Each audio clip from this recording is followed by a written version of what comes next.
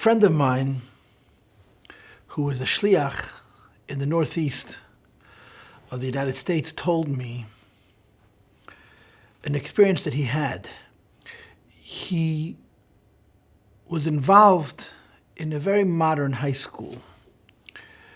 It was a frum school, but it was a very modern school.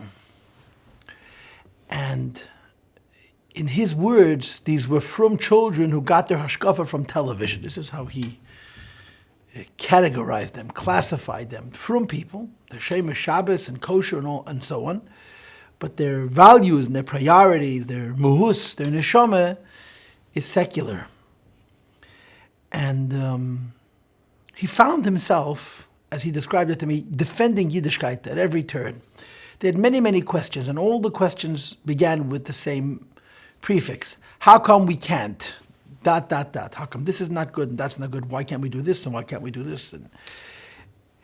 And besides for the fact that it's not ideal to be in the position of constantly having to defend Yiddishkeit, in his particular instance, it was going no place. It wasn't like answering the questions was resolving anything. It was an endless array and cycle of question and answer and question and answer.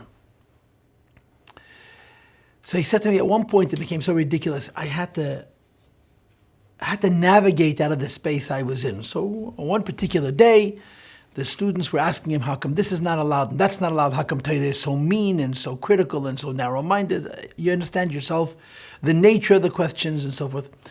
So he asked them something very, very, very outrageous. He asked them, why can't we walk around in the street without any clothes on? Let's walk around the way God created us in our birthday suit and so forth. Now, he was not supposed to ask that kind of question. It wasn't in the mold, it wasn't in the framework of their conversation that he would ask something so outrageous. They were a bit taken aback, and they found themselves defending the need for people to wear clothes.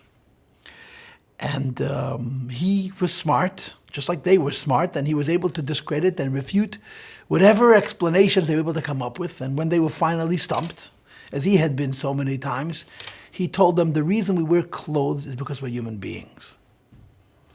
And human beings are different. We don't only do things because we need to do them to survive, to keep ourselves warm and protected. We do things to honor our humanity. And he was able to shift the paradigm, the essence of the conversation, away from why is Yiddishkeit being so mean to what is Yiddishkeit's message? What is Torah teaching us in its standards and its values and its expectations and so forth? I want to introduce tonight's Maamar by having a bit of a schmooze with you about Tselem Elokim, in the image of God. The idea that a human being, and this applies not only to a Jew, but to all of humanity. The Mishnah says in Ovis, Chaviv Adam Shenivra B'Tselem, man is favored that is created in the image.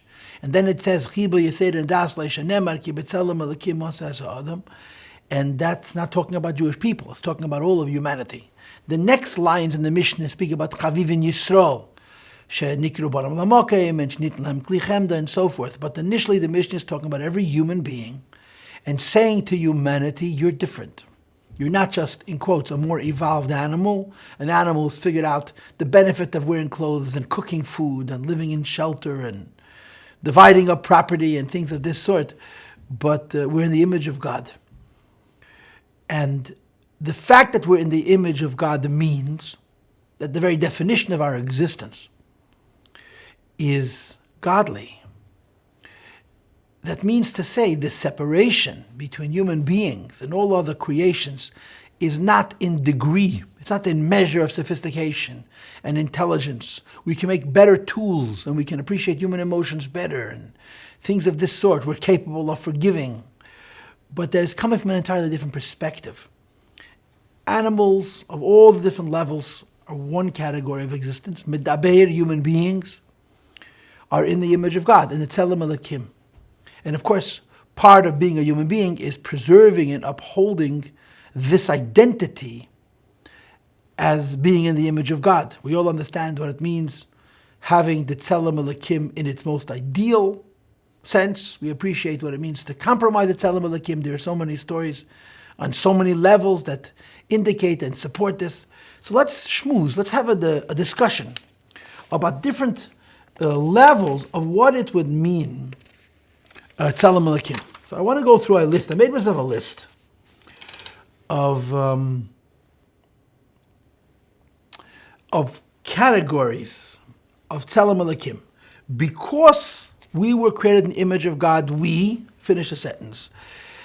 First of all, because we were created in the Tzelem Elokim, we wear clothes, we live in homes, we eat food with utensils, we cook our food, we wash our dishes, we keep ourselves clean, we have privacy, we respect ownership, and so forth and so on. This is a reflection of being a human being in the image of God. Now you may say, well, it's just animals evolved, but I'm not even going to entertain the debate. I'm simply going to assert that no, humanity, even the most basic level of being human, is a symptom of something higher. Because God created us to reflect His truth, that truth shows itself even in such basic things as wearing clothes and cooking food and raising our children and burying our dead and visiting our sick and so forth and so on. A higher level, if you will. Morality. Why should a person be moral? Now, as animals, the reason to be moral is because you don't want to get caught. If you're going to get caught, you're going to be ashamed. If you get caught, you're going to be punished. As a human being in the image of God, we don't steal because it's wrong. We don't lie because it's wrong. We don't cheat because it's wrong. It's not because of the consequence. It's because we have a moral sense. We have a core that provides us with values, and these values motivate us to live a correct life. The reason to be honest, the reason to not steal, not take what belongs to somebody else, is not simply because somebody else shouldn't take from me, but because this is what God represents.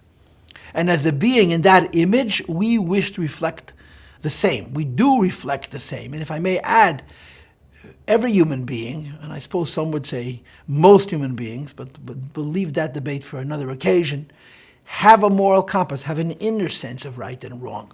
In other words, we all know that there's a goodness within us that agrees with these values. That the reason not to steal is not because you don't want to get caught, but because you don't want to do the wrong thing. Unfortunately, some people, some of the time, overrule that moral compass. They push it aside. But at the base of our being, as creations, quote, in the image of God, each one of us possesses that sense, that dimension. A third level of being in the image of God is giving. Tzedakah, charity, Gemilas Chasadim, kindness, which has innumerable examples. Pshora, compromise, forgiveness. These are much higher traits than moral traits. These are traits of goodness, of altruism. You give of yourself. The reason I'm giving of myself is because it is correct to give. It is good to give tzedakah. It is good to do a favor. It is good to compromise, to give of yourself. In the Lashon from the Gemara, Koifen al midas stoim, ze'nene v'zalei chaser. If I have something and you could benefit from it, and I lose nothing by me allowing you to use it, it's part of being in the image of God to say, why would I not share it with you? This is Mahu rachum afatei rachum, mahu chanan afatei chanan, and so forth and so on. The definition of God is goodness even when it cost me something. Even when I'm giving of myself something which is at the expense of myself. If it's correct, if it's moral, if it's godly, a human being wants to reflect these values. That's a third definition of the image of God. Let's move on to a fourth level. And the fourth level is a more abstract idea. Because we're in the image of God, we want to know the reason a human being in the image of God wants to know is not simply because of the usefulness of the knowledge, but because knowing is godly. I want to be informed. I want to understand. I want to know my immediate world. I want to know my greater world. I really want to know what the Mishnah says in Chagiga we're not supposed to know. Malamaylo, malamata, malafanu, malayachir. What came before? What is beyond? What is acharei hateva? What is metaphysical? What is beyond availability to my five senses and to my mind, assessing the physical reality using those senses? I want to know the transcendent. I want to know myself. Bereshis, I want to know myself. I want to know where I come from and why I exist. I simply want to know. I want to understand. And I want to know the truth. Even if the truth may not be so comfortable, even though the truth may put certain demands upon me, even though the truth may shed a light on me, which is not so favorable, because I am in the image of God, it is godly to want to know. It is godly to want to know the truth. And one of the aspirations of being human is to raise one's mind into spheres of knowledge and to pursue it for its own sake, for the sake of knowing. And of course, at the end of all knowledge is the knowledge of God. If a human being has this innate need to know, on one level he needs to know his physical world, his physical environment. On another level, he needs to know what came before the physical, what is the reason for the physical, what is the cause of the physical, where is the physical going. He wants to know the transcendent.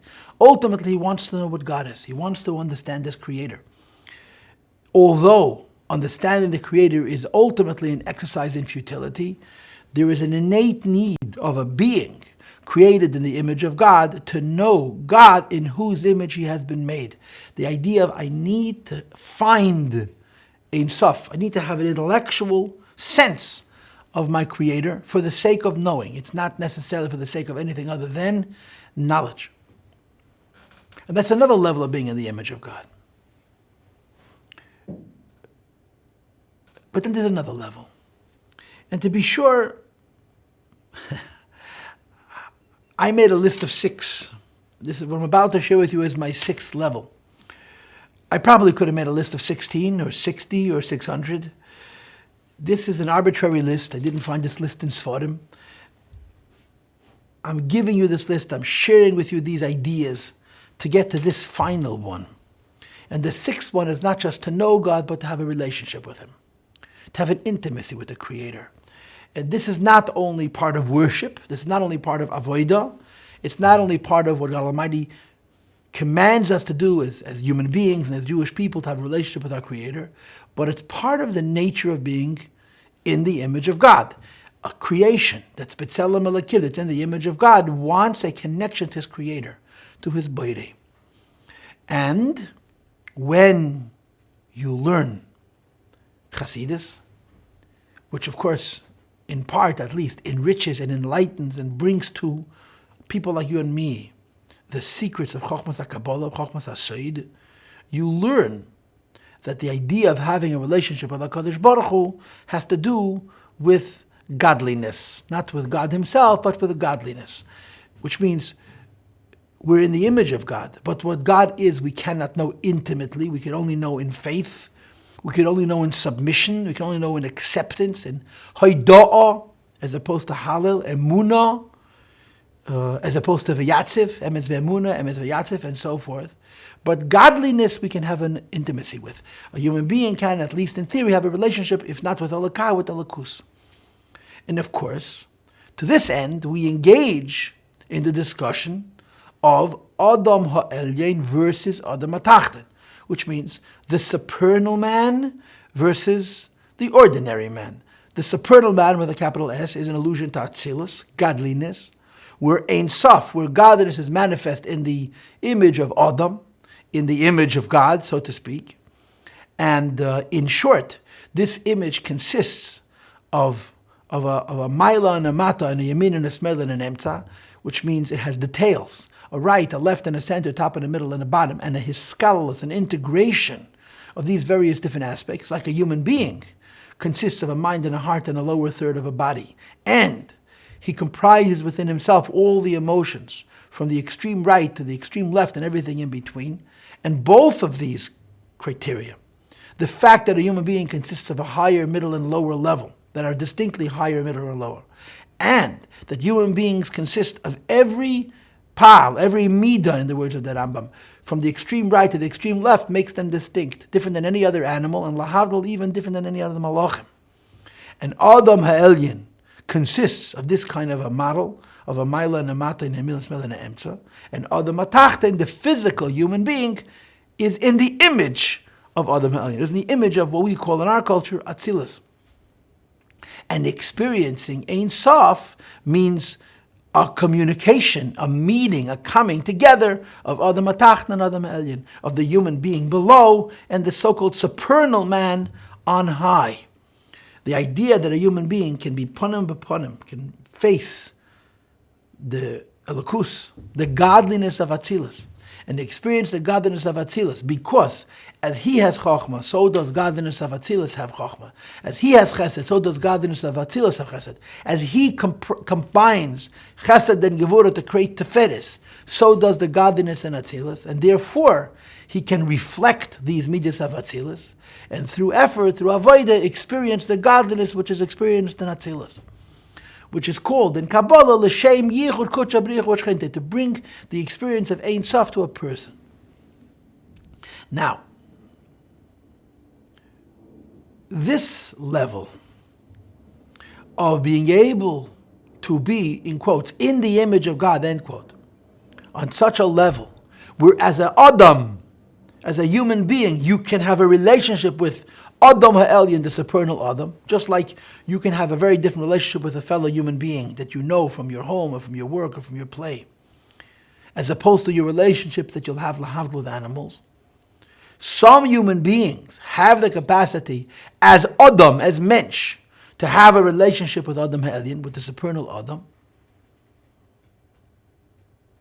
This, of course, is quite unique and uncommon. I've told you the story at least twice of how Rabbi Strashella asked the Alter Rebbe as a boy of 14, how can I approach Ein Sof? And he meant exactly this. He's an Adam, Ein Sof is an Adam, and he wants to have an experience of Ein Sof. In general, this is an allusion to Neshamas of Atzilus, the highest souls, the greatest Jews, the best Jews who ever lived, who not only were superior as human beings, that means intellectually and emotionally and in their senses, but they had incredible souls, incredible neshamas. For them, intimacy with Atzilus, with godliness was a natural thing, like Rav Shem Bar Yochai, like Moshe Rabbeinu, like Yosef HaTzadik, like Rabbi Yisrael Baal Shem Tov, and so forth.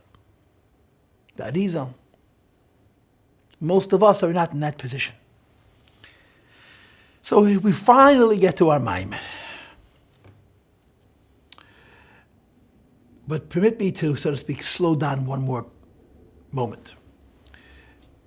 The Maamar we're learning about is going to be discussing Rachel.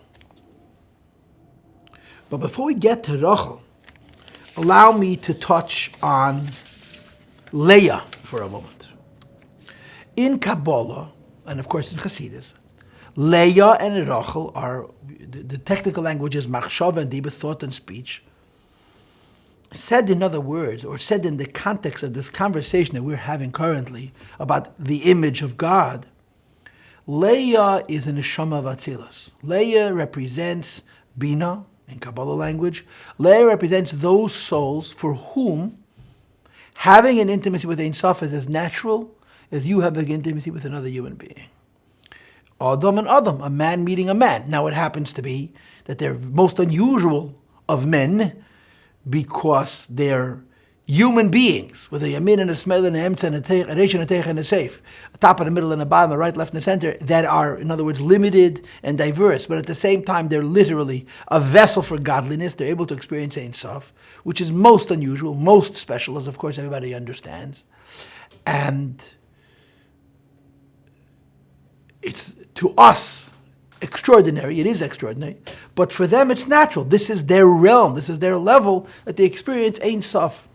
If I'm not wrong, you have in Maamar Chassidus the expression, which I believe is quoted from the Pardes. He calls them ha'oiskim beKabbalah, people who are doing Kabbalah. engaged in Kabbalah.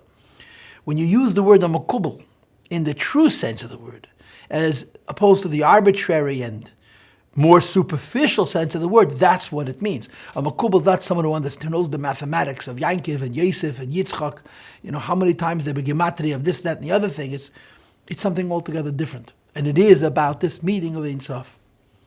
And ideally, on the highest level, Leah represents that. Rachel represents Malchus, Dibur.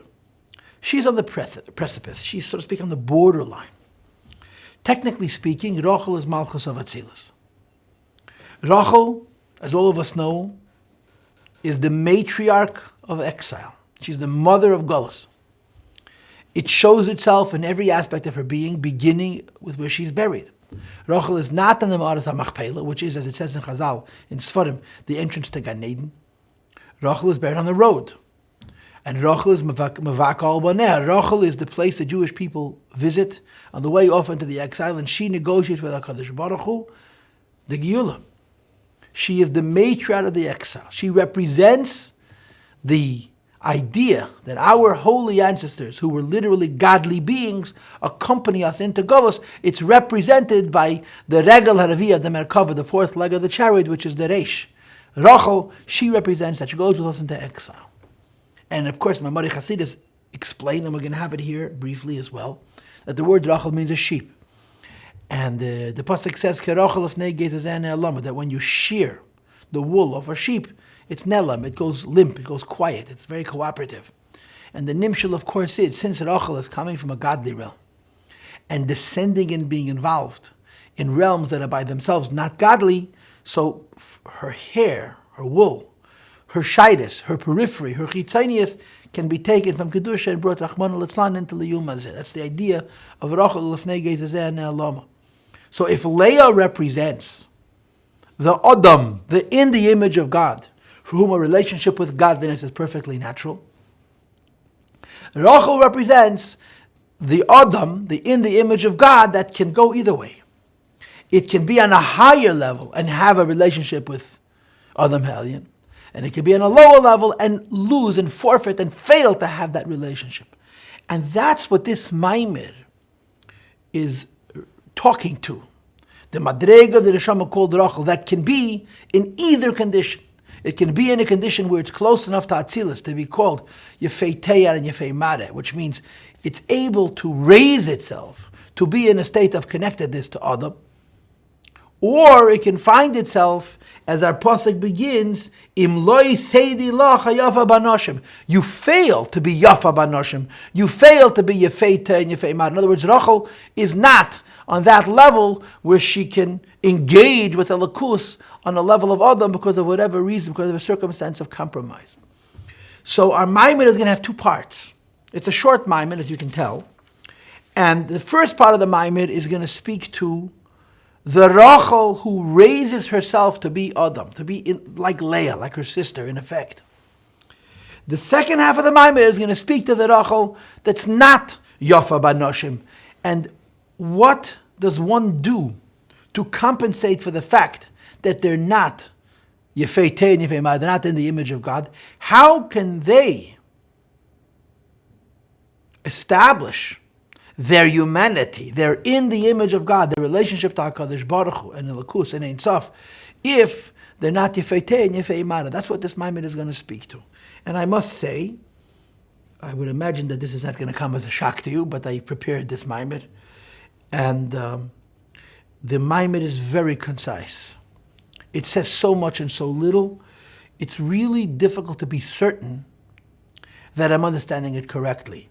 My hunch is, and I didn't look, is that it's a pretty early Maamar. It's from the B'chlal, the Maimorim of Torah Or, from the Tavkuf Nuns. This seems to me like a quite early Maamar. There's a lot of cryptic allusions, a lot of very concise thoughts, and to be very direct, I'm going to teach you what I understand, and I'm not going to teach you what I don't understand. It's as simple as that. But we're ready to begin the Maamar, in fact.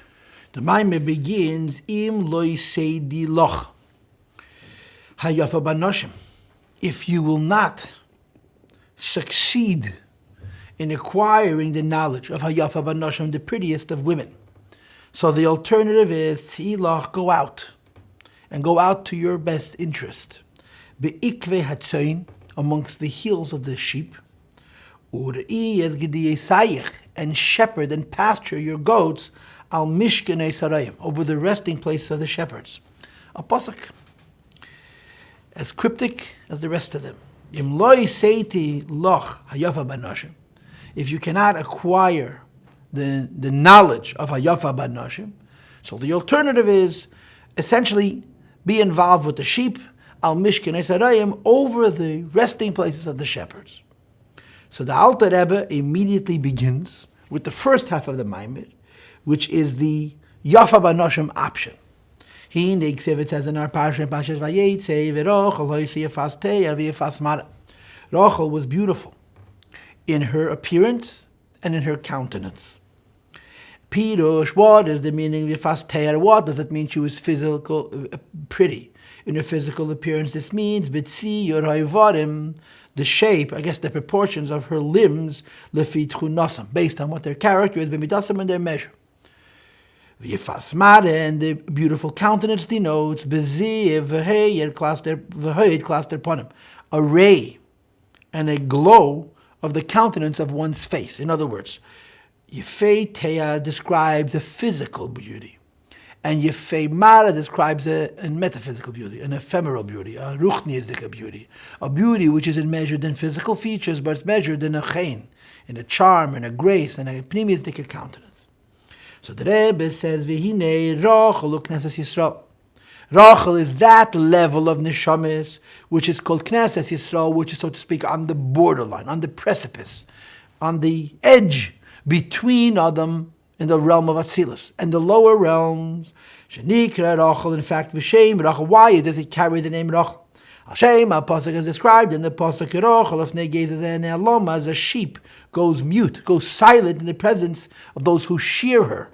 And of course, as I said to you before, the nimshal for this is that in the lower worlds there's a uniqueness, achitzainim, on many levels, and of course, klipa draws from kedusha, where kedusha is at its weakest. And in the mashal, it's the wool, it's the hair, it's the very edge of the animal, of the sheep. Rachel means a sheep, and from her wool, as it's being shorn, separated from her body, she goes silent, and klipa is able to draw nourishment. This indicates the idea that Rachel can go into the lower realms. The Rabbi explains, if the pasuk says,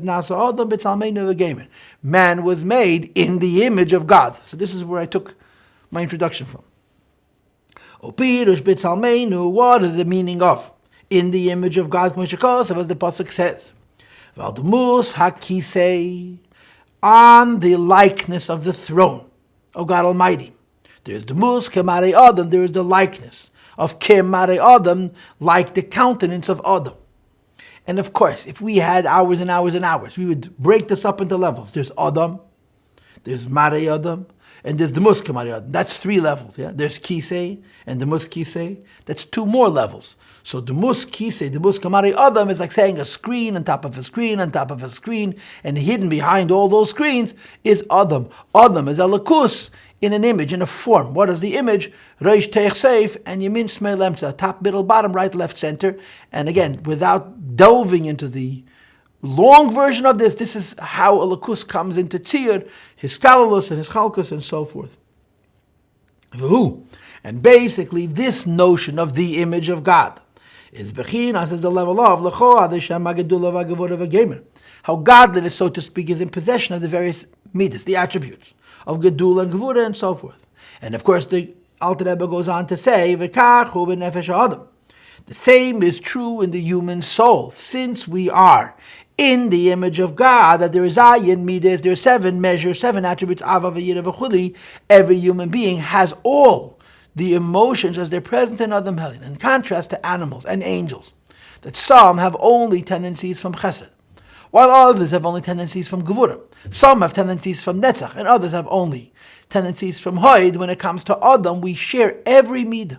Every human being has every emotion, which is one of the reasons why we are considered to be of free will, because we're not bound by a nature. We're open to any kind of emotion, and so forth.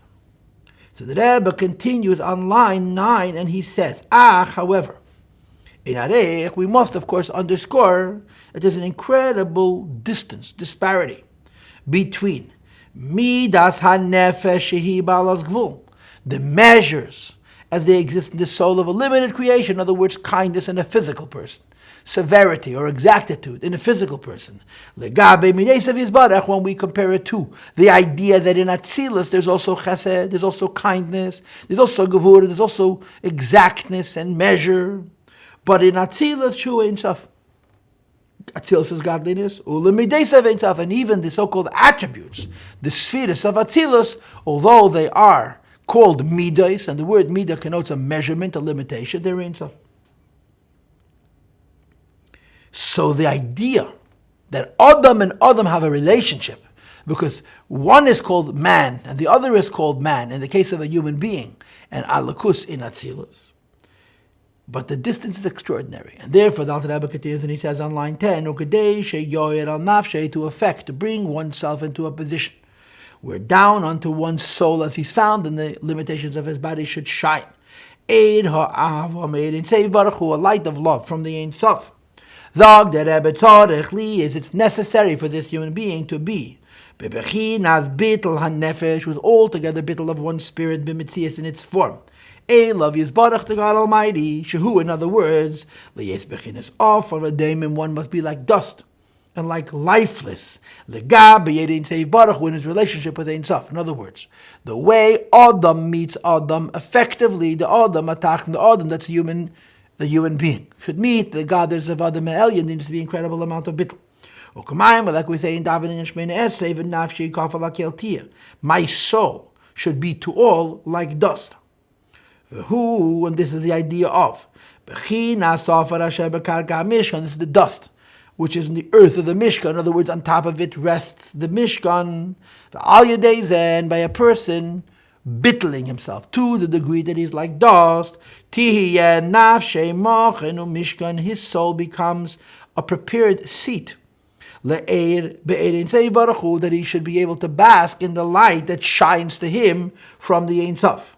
Lihiyes, that in the physical person that is this particular Rachel, there should be bebechinas talmenu, he should be in the image of God. Betzir ha'ivrim, as it manifests in the form of his particular limbs, of ahav, of ayira, v'chulu, love and fear, etc. Machshava, dibir, ma'aseh, v'chulu, thought, speech, and deed, etc. That everything that has to do with Adamhood, which is balance and diversity and integration, that means to say hiskalalus and hischalkus, which is what Adam is, it's divided. But at the same time, it includes every variation. The physical human being, through his bittul, brings himself in a position to receive godliness by the hiskalus and hischalkus and hischalus within himself. In other words, when a person serves Hashem and lives as the Eibishter wishes, you make yourself a keli for godliness.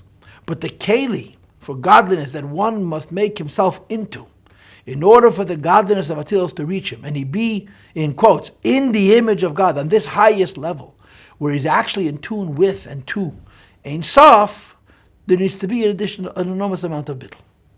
But now the Rebbe breaks it up. The idea that a human being, through his bittul and through his avodah, makes his chesed a reflection of chesed of Atzilus, makes his gevura a reflection of gevura of Atzilus, and so forth. Says the Rebbe, v'zeh b'chinas yefei teir. That's only beauty of one's physical attributes, character traits. In other words, sheyitar rubam, that in this physical person should be reflected and represented kol hamidas, every one of the emotions, not simply one, bishlei musan ubiyefyan k'mei she'en lamayla v'cholo, perfectly, holy, and peacefully, and beautifully as the Aron High. To be a complete Adam in the image of Adam Elyon means every one of my midas matches the midas Elyonis. In the Rebbe's Reshimis, the Rebbe's diary, which is of course based on conversations he had with the previous Rebbe over the years, and mostly in Latvia and Poland. During the Latvia and Poland years, the previous Rebbe said to him that a Rebbe always needs to do what needs to be done in the time in which it needs to be done. Which means to say, by Chassidim, it's possible that it comes Sukkot and you're not done with Yom Kippur yet. That it comes Yom Kippur, you're still busy with Rosh Hashanah. Comes Chanukah, you're still busy with Simchas Torah. In other words, chronologically you're doing different mitzvahs, but spiritually you're still You haven't graduated. A Rebbe, a Tzaddik, a Nasi, and a Shama Klos needs to be able to do each avodah on the time in which it needs to be done. Because it needs to be an Adam, a normal mensch, a normal person, which is exactly one normal person in the generation. The idea is that his Adam reflects Adam Ha'elyon, and because it reflects Adam Ha'elyon, all of its aspects, each aspect of his physical life is as Adam Ha'elyon is in the time and circumstance in which it is in Atzilus. And we know a number of anecdotes, or verter, if you will, thoughts from the various Rabbeim. The Alter Rebbe said of his Rebbe, the Holy Maggid of Mezrich, that my Rebbe did not move a finger or a hand down here in this world unless it was nigzid of Maamar, unless it was decreed on high. Of course, everybody knows the incredibly famous and intense story about the Rabbi Nagadol's Shir HaShirim.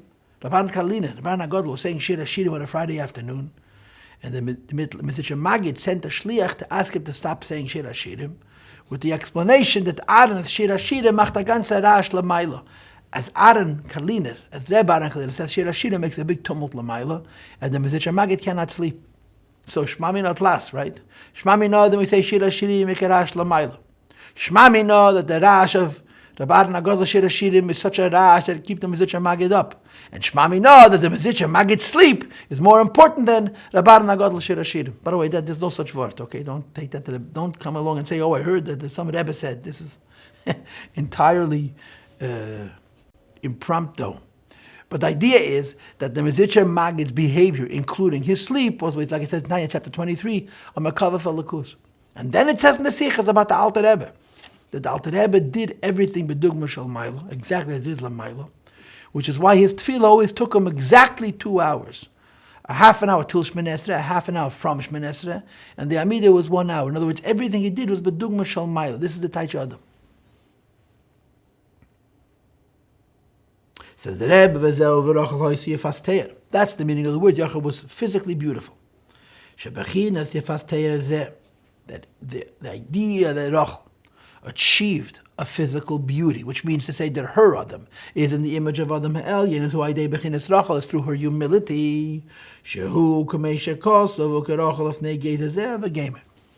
Before, we translated the words as a negative thing, that when you go into the lower worlds, Klippa can take from you. Now we're translating the same words in a positive light. It's not a contradiction. Both are found in Chassidus. Rachel's inyan is bittel. That's why she goes silent. People try to shear her, and the bittel is the basis for the Adam. Bittel is not Adam. Bittel is behema, or behema rabba. The idea of hoidah and amuna and eskafia, these are very deep things, but Adam it's not. Adam means order. Pneumius, you bring the Eibishter into your pneumius, but the prerequisite to Adam is the bittul of Rachel. I'm reminded of the story that was printed in the Sefer Reb Nissen. It was printed earlier in one of the magazines, but now it's in the Sefer Reb Nissen. Reb Nissen Nemenov's Kabbalah sale was legendary. Reb Nissen Nemenov's bittul to the Eibishter was unbelievable. He was literally a soldier every moment of his day, never rested.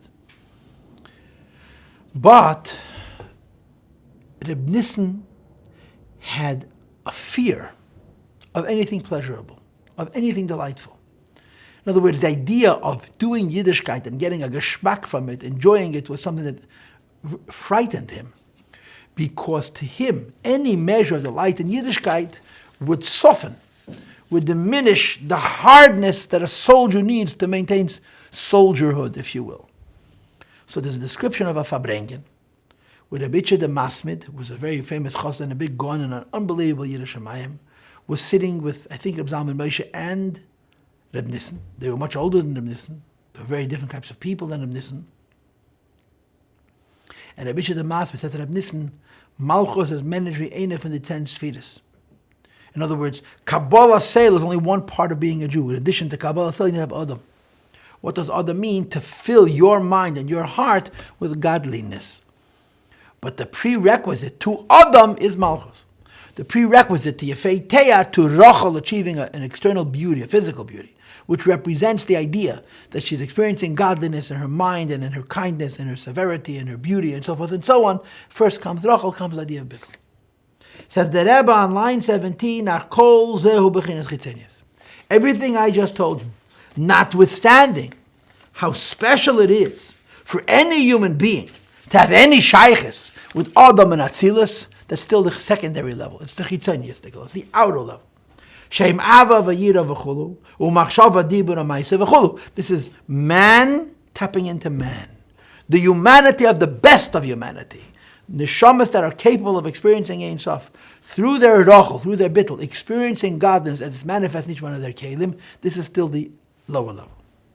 Avo bechinas primius is a deeper and a higher level, and this is who? Bechinas re'us, so the liba, so to speak, the will of the heart. In other words, shu bechinas ha'ora mepnim yeserin seiv baruch, to be able to access the so-called face of godliness. The leis machshava tfisa beivechuli, that no vessel, that no keli can hold it, etc. This godliness is also available. In other words, abeisa, if Atzilus is godly, but it's Atzilus in the level of Adam, that's considered chitzenis. What is pnimi is the godliness which is higher than Atzilus, the godliness of Ein Sof. Now logically, it's hard enough to appreciate how it's possible for a human being to have any connection to godliness altogether, even to the level of Adam. But now when you add the idea that there's a pnimius, in other words, there's a level higher than experiencing the godliness of Atzilus through the humanity of a perfect person, which is the Ein Sof, which is higher than Atzilus, this is even more difficult to comprehend. And of course, the point of the answer, the point of the explanation is going to be that we have a neshama. Our neshama has all levels, not just nefesh, ruach, neshama, which represent Adam, but also chay yechide, which represent the meyoid. And because we have levels in our neshama, which represent the godliness higher than Atzilus, we're able to experience the godliness higher than Atzilus, panim el panim, panim bepanim.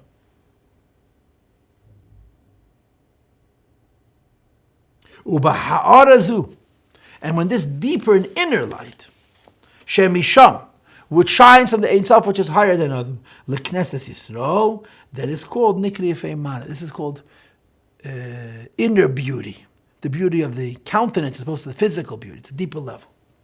Shehu bechinas ziva klas tepanim. This is the shine on the countenance of one's face, which is even deeper. It's not accessing godliness through the vessels of Atzilus, it's accessing the Ein Sof directly. Shalachei nikra b'shem panim, which is why you call it the panim of faith. Shapnimi is mizgala bei, that the inner dimensions are revealed on the face of a person. Nukmeitzav upanim v'chol l'chitfan, and there's there that a person's face radiated and glowed. And of who in Mashakos of Yorah, the Shem panim again, the God Almighty shines His face unto us. So ha'aras panim, the revelation of one's face, is not necessarily, or is necessarily not giving anything specific, but at the same time, on the person's countenance, you have the whole essence of the person. Says the Rebbe, Kadei Shetehei Knesses Yisrael. And just as we said before about Yefei Teir, that in order to receive godliness in the vessels of Adam, you need to have first Rachel. So Allah has come of a kam, how much more so, in order to have Yefei Mare, the godliness which is higher than Atzilus, you have to have that Yev Rachel. Kadei Sheknesses Yisrael Mekabelas Bechinas V'harazu, in order for collecting the collection of Jewish souls, which is Malchus of Atzilus, also known as Rachel, should receive this higher light, the Pnimius Ha'ed, who Gamkin Machmas Bechinas Rachel, requires the bittul of Rachel. However, who Bechinas B'chol Meidach V'gemer, here the sacrifice is infinite.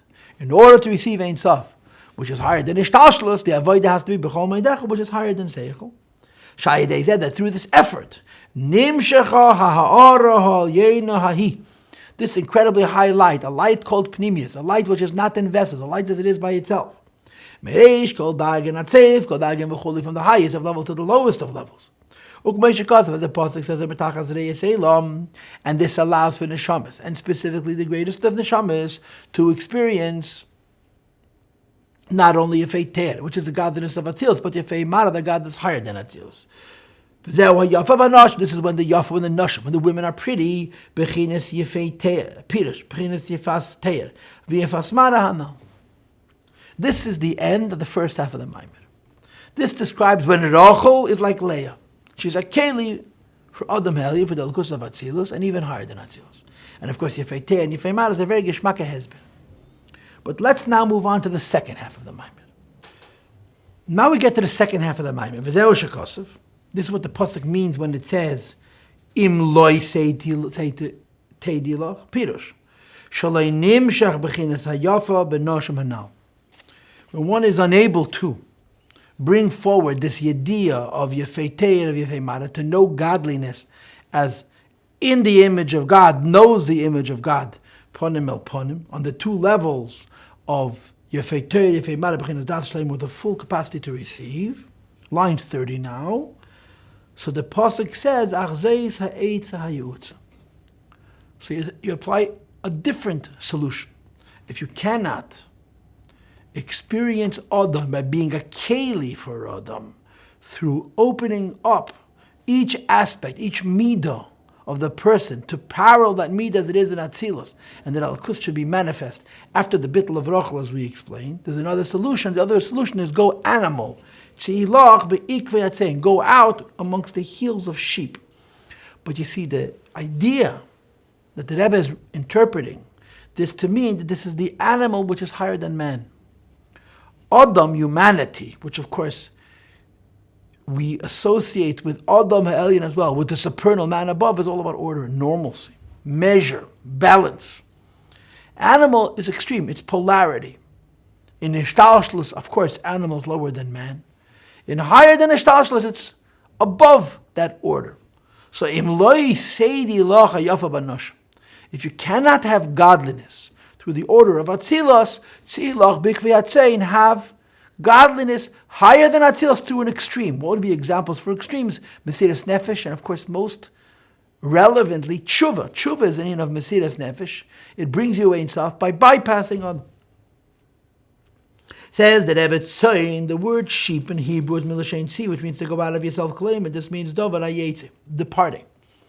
Tainu, this means in other words, Bechinas Vayeitzei, a level which emerges Milamayla may say Saidie Loch directly from higher than Saidie Loch, which is almost like this very, very ironic lechatchila riber. If you can't get to godliness directly, which is normal, get the godliness indirectly, which is supernormal, which is higher than normal, through Mesiras Nefesh, which is a keli for Ein Sof directly.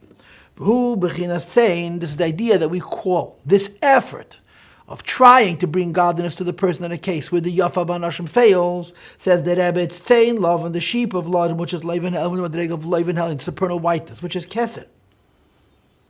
And the idea, of course, is that when you can't bring godliness into the vessel, in the model, you bypass it through the Avodah of Mesiras Nefesh. And of course, there's a number of Maimorim. There's a Maimor Ayin Tes Sukkos, I believe. And it's based on a Maimor, I believe, from Samach Aleph, but I'm not sure. In the Maimorim, they contrast Esther and Sora.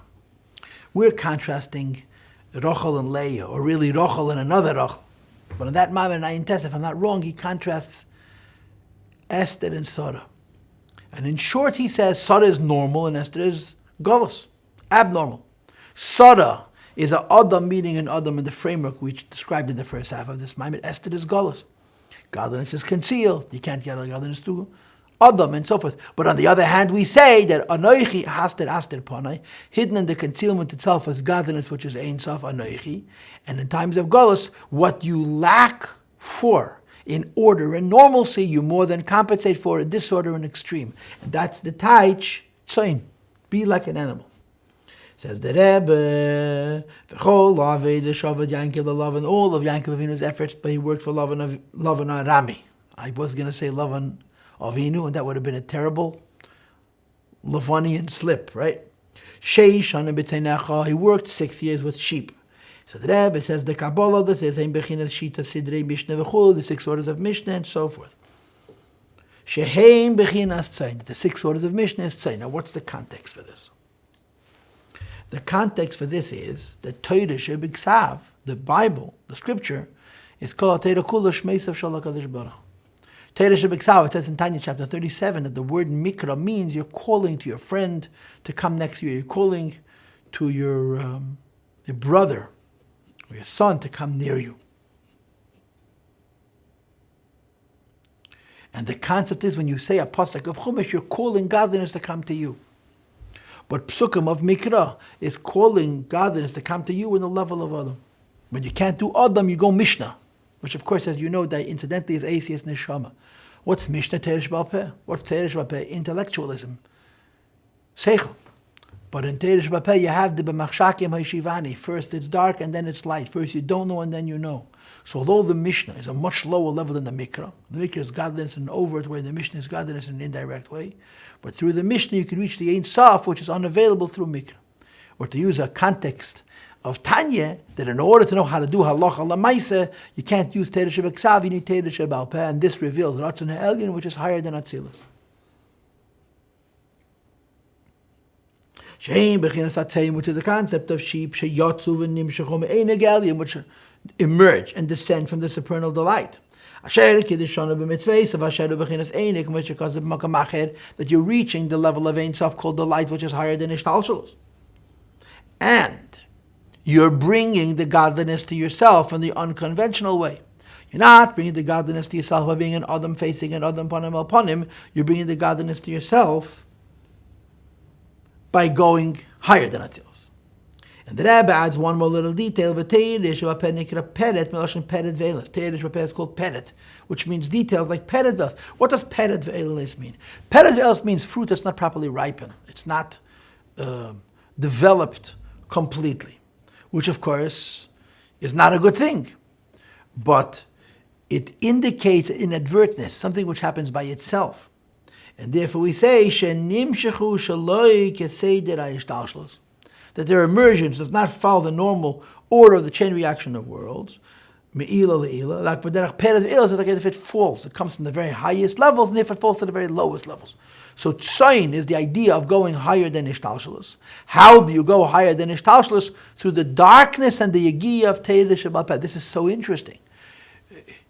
Everybody knows Torah Shebeksav is godly. And Torah Shebal Peh is only seichel, intellectualism. But at the same time we say, through the Torah Shebal Peh, the Torah Shebeksav is enhanced. And here you see how. Because in this seichel you have mamash ein sof. V'zehu, and in the case of Yankov Avinu on line 36, this is the meaning of what the Pasuk says, V'yifretz ish made, the man became very, very rich. And the lashon that used to describe his wealth is ma'oid, ma'oid, 2 times very. He laid saying Rabbi, he had many sheep. In other words, Shehim Shech Bechinas Tzein Rabbis, he drew down the level of godliness higher than Atzilus, which is called Behema.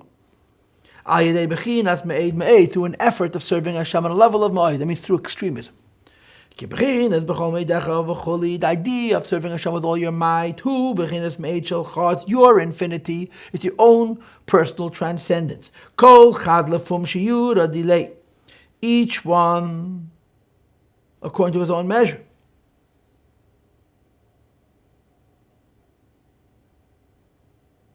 Which is, so to speak, a limited thing. I don't understand these words. I suspect that it should be v'hu mo'ed stam, but I'm not sure. But I'm reading now in line 38. Aval me'ed me'ed, when it says 2 times me'ed, hu bechinas me'ed, legabe kol bechinas me'ed. This is the idea of with all your might. Infinity, not infinity relative to an individual person, but literally going beyond all limits. So the answer to not being able to be a good person is to be a good animal. And of course this means to go to an extreme, to be polar, higher than person. Or Pirush HaPasuk, and the interpretation of the words of the Pasuk. He became incredibly wealthy. Lefi sheparatz, he breached and broke all barriers. Vehirba, and he increased, he multiplied. From step to step. Adruma milas, to the very highest of levels. And as a result, he was effective in bringing on much of bechinas tzein, the level of animal. Bechinas rabba, like behema rabba. V'gava me'ed na'lamin and say baruch hu mamish, to bring that down into his person. So when you don't have a yafa banosh, can't bring the godliness down to the framework of Adam, the solution is Saidie Loch be'ikveyatzein, go animal, go extreme, go tshuva, go mesiras nefesh, go higher than order, and you bring down the Ein Sof that way. He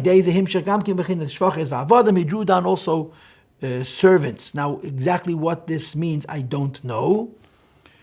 As I said to you before, that this Maamar has many very cryptic allusions, but of course you learn in Chassidishe and Derech Mitzvah and Evadivri and the Maamar Mishpatim and so on, that servants and slaves goes on the shamas of the lowest worlds, Bri Yitzir and Asiyah.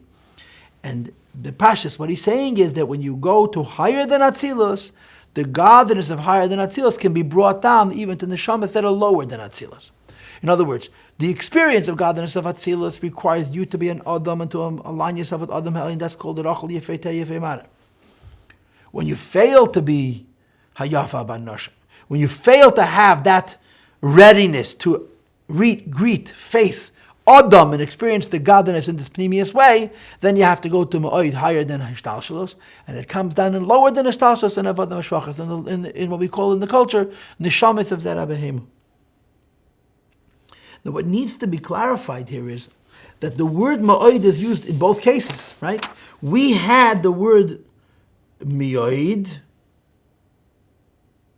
on line 22, when he was talking about Yefei Mara.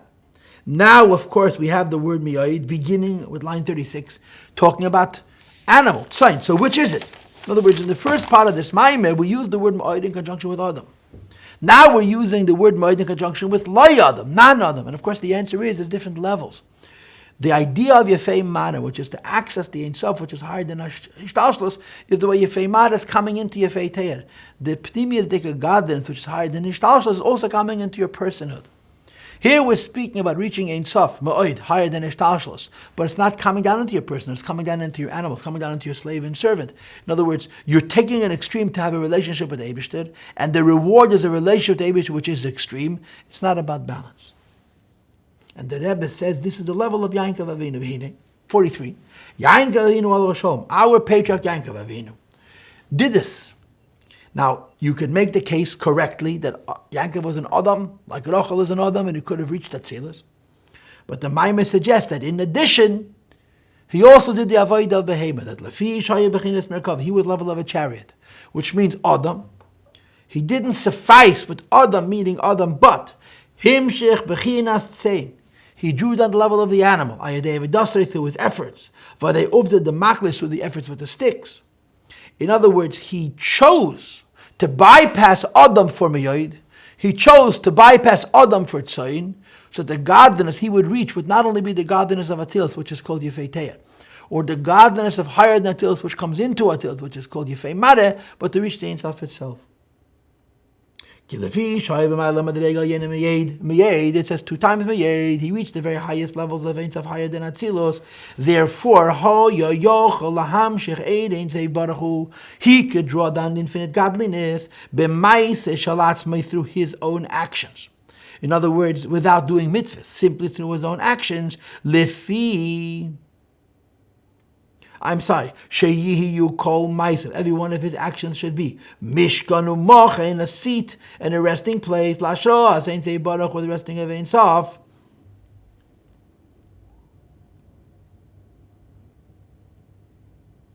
On a level which is higher than Atzilus.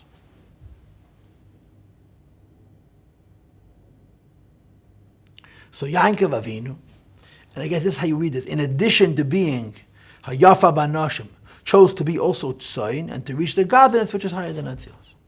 This is the second part of the Maamar. Second part of the Maamar says, when you can't do Adam, you go Miyayid. When you can't do normal, go crazy, which is higher than normal.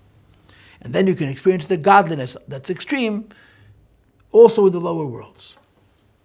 But now the Rebbe gets, if you will, honest. Aval Anu. We're on line 46. What about us? Says the Rebbe, Ein lanu ke'echzeh. We're obviously not aligned with Adam Ha'elyon. I don't know too many people who are Iskim B'Kabbalah, who daven and meditate and experience Ein Sof.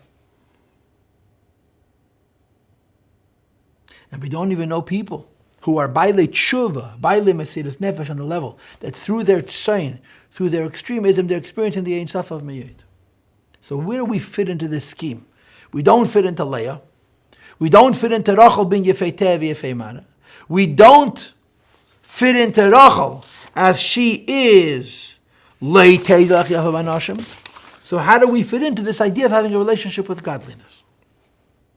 Says the Rebbe, on the way in Lanukeach, that we don't have the strength for this. If we want to have a connection to godliness, we have to go with what was given to us. Yankov Avinu, through his avodah, through his meditations, created the capacity for Ein Sof. We need to fall back on the mitzvahs that the Eibishter gave.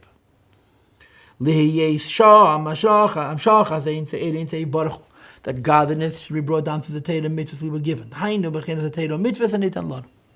And the Rebbe is going to focus on the favorite thing of all, action. Like we say, tzedakah, terem goy, and so on. All these other expressions to bring out the Maila of Asiyah. We are not capable of experiencing the godliness of Atzilus through meditation. We're not capable of experiencing the godliness higher than Atzilus through whatever it is. We're capable of doing physical mitzvahs. But in those physical mitzvahs, you have ma'od. Like it says in Iger Zekedesh Chavtes and so forth. V'nikva be'ikve hatzayin. But this is not called reaching the sheep. It's called reaching the heel of the sheep. You see, and you go back to the Maamar. Im loy Saidie Loch hayafa v'anashim tzilach be'ikve hatzayin. It doesn't say tzilach b'tzayin. There is the sheep, which is the miyoid, and then there is the ikve hatzayin. Interprets the Rabbi bechinas akvayim, the level of the heel. Save darg, the very lowest step. The hainu teiro mitzvahs. This is an allusion to the physical performance of teiro mitzvahs. Hamelu b'shem binyonim gashmim, that are manifest in physical things. Shal yadam, though we do physical mitzvahs, you could also reach Ein Sof. Now we may not be experiencing the Ein Sof, but whether we're experiencing or we're not experiencing, it remains true that just like Yefetein Yefemad experiences Elokus and Kalim, and Leitei Yafa Yafa Nashim is experiencing Elokus with the avodah of extremes miyed. A Pashat Yid, through his physical performance of mitzvahs, is also connecting to the Ein Sof in his method. Says the Rebbe, Shal Yadam Ur'iyat Gedi Yisayach, you shepherd your goats. And he interprets Gedi that it goes on the mazel. Hey Maamar. In other words, the source of the physical person doing the physical mitzvahs with the Kabbalah sale is the mazolis.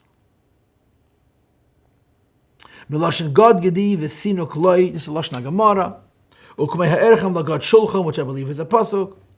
Ki kol hadvorim shebe'el mazeh. Because all physical things, heim tachas hamazos, are underneath the constellations.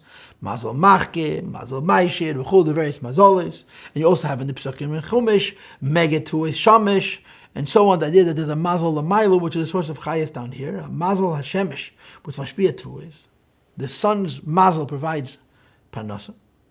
And of course, what the idea the Rebbe is trying to say is, ikve hatzayin, when you do mitzvahs, with a heel, no enlightenment, just the behavior, performance of mitzvahs, you strengthen the mazel l'maylo. The hainu, this means teiru mitzvahs, the performance of teiru mitzvahs, which are invested in physical things. Hanesurim, that the physical thing with which we do the mitzvahs are under tachas hamazos, underneath the constellations, underneath the maloch, the angels on high, that are the basis for the shefa, for the flow of life on earth. And when you do the avodah of ikve hatzayin, you reach Gedi Yisayach, you reach the mazos, and empower them to give us a bracha and atzlach. Re'i ufarnes oisam me'oineg ha'elyin, that there should be a provision of light, of godliness, from the level of supernal delight, the very high level, which is coming down on the mazolis, and through the mazolis reaching the person down here. Al mishkan eis harayim, we'll translate these words, because of the seats, the tents of our shepherds. And the Alter Rebbe divides it up into two things, Mishkirayim and Mishkan Yisraim. Pirish Rayim, who are our shepherds? Avraham, Zayin Rayim, the seven shepherds, Avraham, Yankiv, Mesh, etc. V'nikrayim Rayim, their shepherds, Al Shein Shem Mamshichem B'chinas Einegel and Knesset Yisrael. They are true in the Neshamas of Atzilus, they bring down godliness to the Neshamas Yisrael in the most ideal way.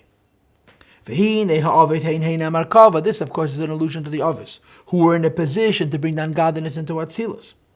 On the way, we're not in the level of the Ovis. We can't bring down the godliness into Atzilus. Therefore, we don't have Rayim. We have Mishkan Rayim, the seat of the shepherds. Bechinas hakelim, Mikelim, the various vessels, which means a lower level of avodah, not the level of the Ovis, which brings the godliness to us indirectly, but to a lower place.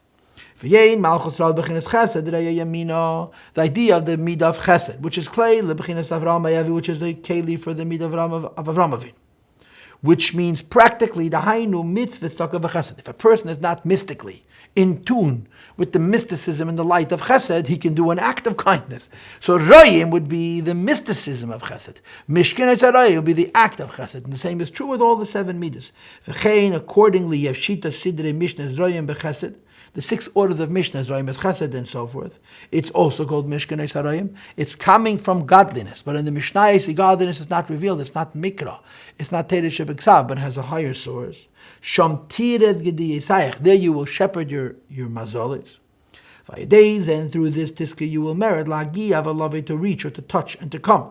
Lemadreg Yegedei Limizu, to an even higher level. Lehiyez al Mishkanei Sarayim, to be al Mishkanei Sarayim, above Mishkanei Sarayim. Ulamayla v'chinas Mishkaneis. What does it mean higher than the level of the tent or the seat of the shepherds?